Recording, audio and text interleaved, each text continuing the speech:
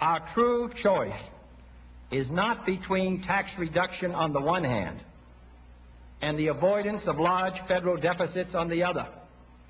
It is increasingly clear that no matter what party is in power, so long as our national security needs keep rising, an economy hampered by restrictive tax rates will never produce enough revenues to balance our budget, just as it will never produce enough jobs or enough profits. Surely the lesson of the last decade is that budget deficits are not caused by wild-eyed spenders, but by slow economic growth and periodic recessions, and any new recession would break all deficit records. In short, it is a paradoxical truth that tax rates are too high today and tax revenues are too low. And the soundest way to raise the revenues in the long run is to cut the rates now. The experience of a number of European countries and Japan have borne this out. This country's own experience with tax reduction in 1954 has borne this out. And the reason is that only full employment can balance the budget, and tax reduction can pave the way to that employment.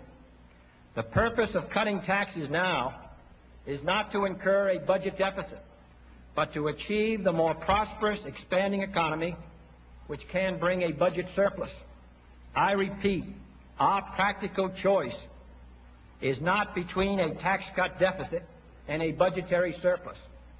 It is between two kinds of deficits: a chronic deficit of inertia as the unwanted result of inadequate revenues and a restricted economy, or a temporary deficit of transition resulting from a tax cut designed to boost the economy, increase tax revenues, and achieve, I believe this can be done, a budget surplus.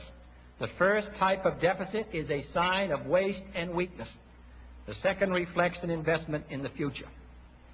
Nevertheless, as Chairman Mills of the House Ways and Means Committee pointed out this week, the size of the deficit is to be regarded with concern, and tax reduction must be accompanied, in his words, by increased control of the rises in expenditures. This is precisely the course we intend to follow in 1963. At the same time as our tax program is presented to the Congress in January, the federal budget for fiscal 1964 will also be presented.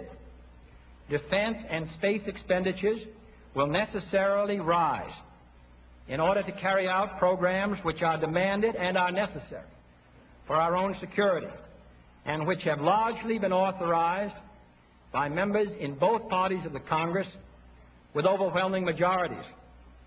Fixed interest charges on the debt also rise slightly, but I can tell you now that the total of all other expenditures combined will be held at approximately its current level.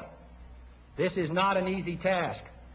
During the past 9 years, domestic civilian expenditures in the national government have risen at an average rate of more than 7.5%. State and local government expenditures have risen at an annual rate of 9%. Expenditures by the New York State government, for example, have risen in recent years at the rate of roughly 10% per year. At a time when government pay scales have necessarily risen, and I take New York just as an example, when our population and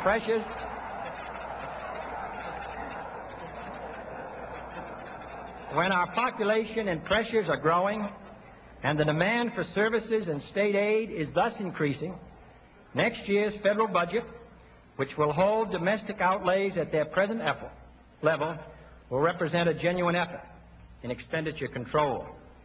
This budget will reflect, among other economies, a $750 million reduction in the postal deficit. It will reflect a saving of over $300 million in the storage costs of surplus feed grain stocks. And as a result of the feed grain bill of 1961, we will have 2/3 less in storage than we would otherwise have had in January 1963. And a saving of at least $600 million from the cancellation of obsolete or unworkable weapons systems. Secretary McNamara is undertaking a cost reduction program expected to save $3 billion a year in the Department of Defense, cutting down on duplication and closing down non-essential installations. Other agencies must do the same.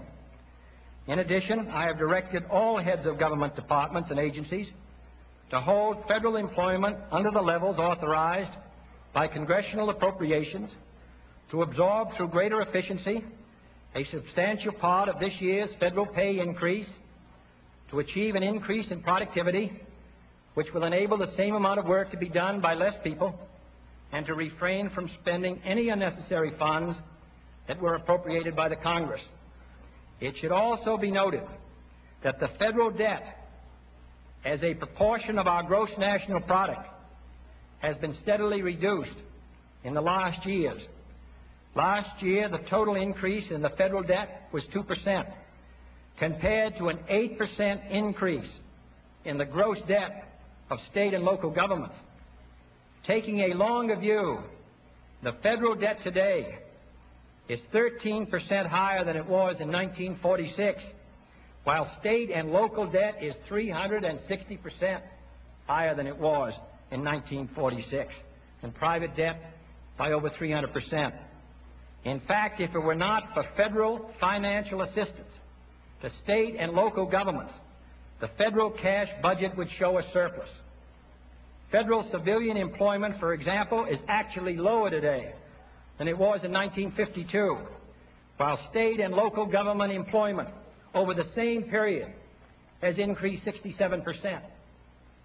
It is this setting which makes federal tax reduction both possible and appropriate next year.